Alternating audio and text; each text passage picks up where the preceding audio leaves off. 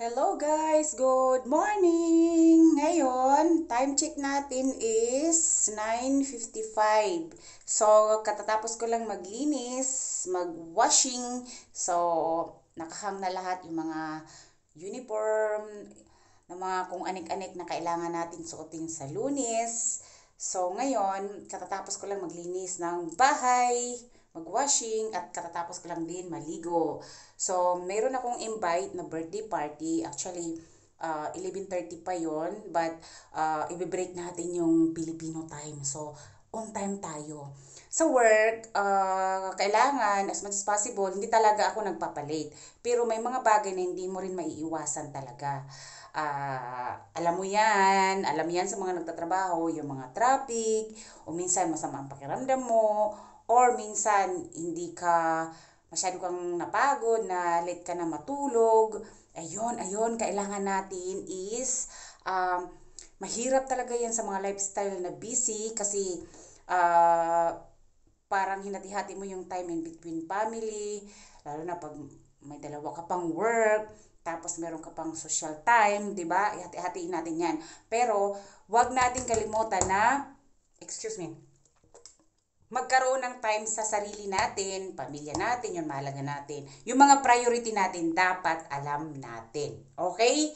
So, ang mga social or mga kaibigan man, nandyan lang yan. Kung mga kaibigan niya na alam nilang mature enough to understand about the responsibility, maiintindihan nila yun kung hindi ka makarating. Kasi nga, alam natin ang mga responsibility natin na kailangan natin gawin, magtrabaho para makabayad ng mga bill natin. So, hindi na natin kailangan na-explain yan sa mga friend na mga maiintindihan talaga tayo doon. Kasi nga, alam din nila yan. So, yan, mag-toothbrush tayo. Tara, samahan nyo ako mag-toothbrush. Yan. Toothbrush muna tayo. Yan. Ganito po yung way ng pagtututbrush ko. Yan.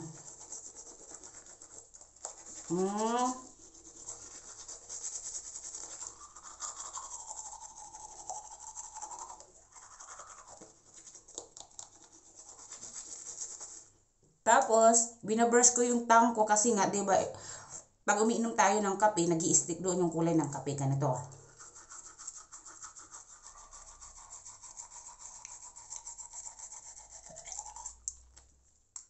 O, di ba? Ayan.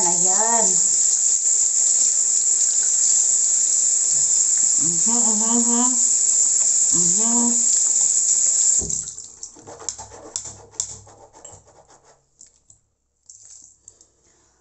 11:30 pa naman yung party, so pupunta ako at magre-ready na ako na medyo maaga.